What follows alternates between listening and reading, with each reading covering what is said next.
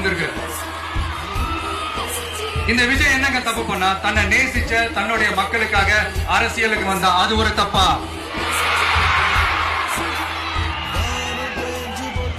எல்லாத்தையும் ஒதுக்கி தள்ளிட்டு மக்களுக்காக மட்டுமே வந்தா அது ஒரு தப்பா? இந்த மத்த கட்சிகளுக்கெல்லாம் மாநாடு நடத்துறதுக்கோ பொதுக்கூட்டம் நடத்துறதுக்கோ இல்ல ஹால் ஃபங்க்ஷன்ஸ் நடத்துறதுக்கோ பர்மிஷன் கொடுப்பாங்க, இடம் கொடுப்பாங்க. ஆனா நமக்கு மட்டும் இடம் கொடுக்க மாட்டாங்க, கொடுக்கவும் விட மாட்டாங்க. இது என்னங்க நியாயம்? நான் போய் மக்களை சந்திக்கிறதுக்கோ இல்ல மக்கள் வந்து என்ன சந்திக்கிறதுக்கோ ஒரு உரிய இடமோ இல்ல உரிய பாதுகாப்போ மத்த கட்சிகளுக்கு எல்லாம் கொடுப்பாங்க.